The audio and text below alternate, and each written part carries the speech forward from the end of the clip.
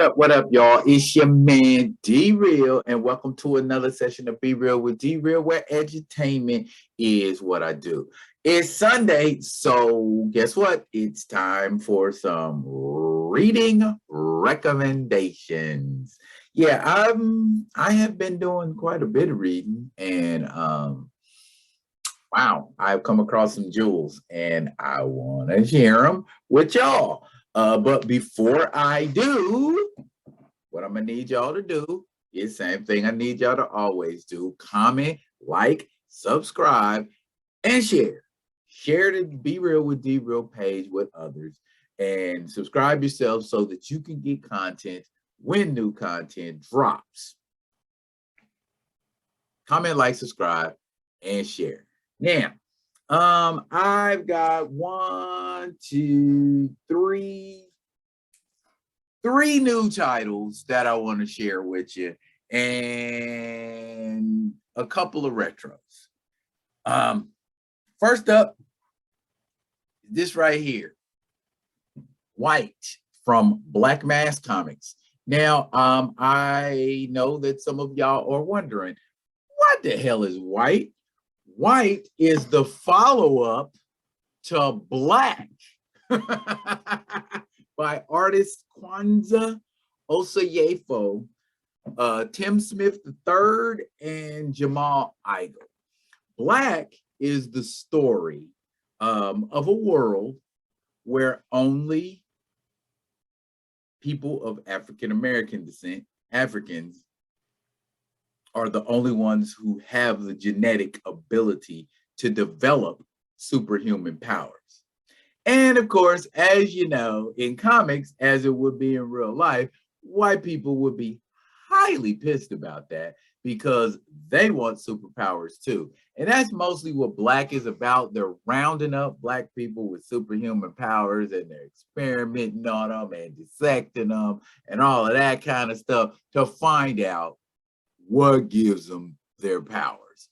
I'm not going to tell you too much about Black, but I would recommend that you go and pick Black up. If nothing else, Jamal Igle has some provocative covers on that comic.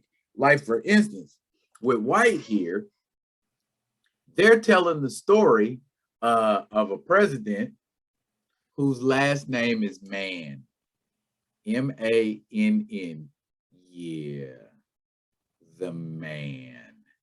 And White follows the Caucasoid people's quest to outdo the superhumans because they're using technology and they've got like suits and things like that. It's pretty interesting. But also what I wanted to show you was the cover to chapter 4 of White. Look at this. Just look. Look.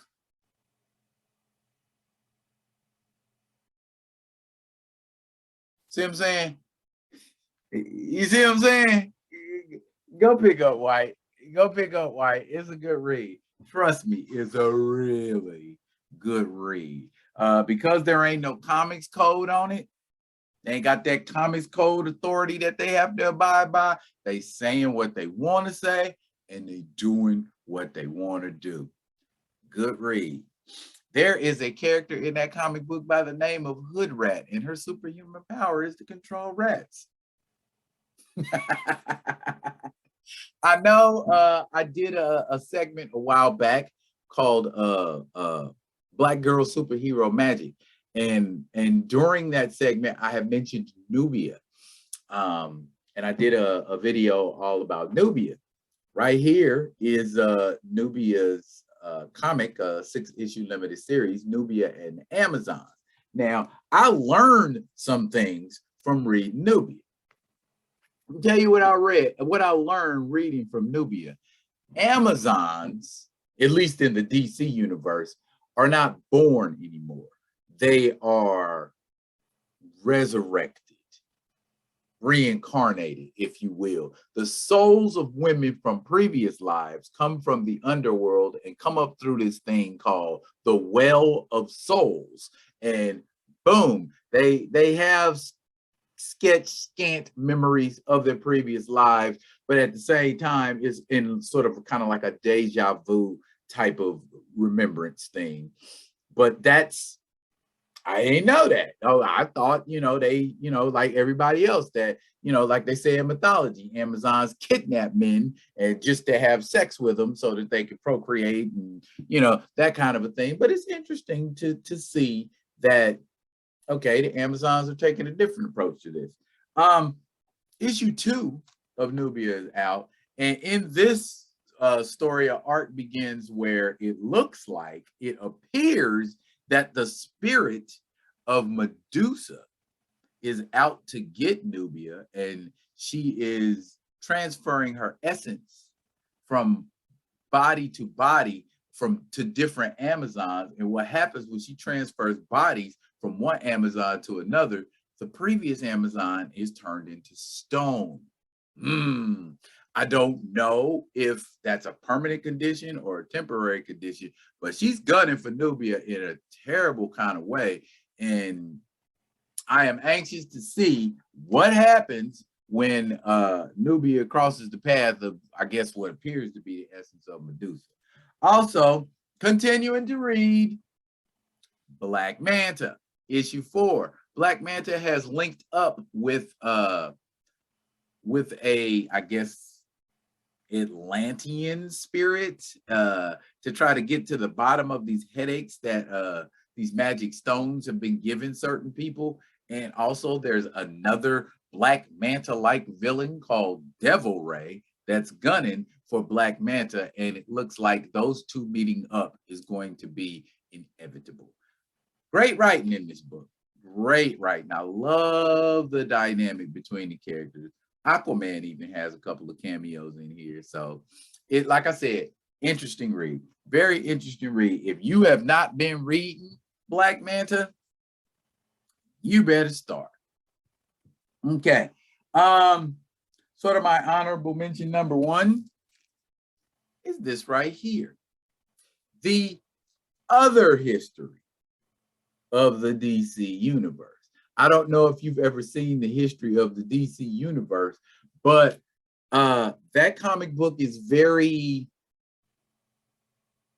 Caucasian in its dissertation of the DC universe.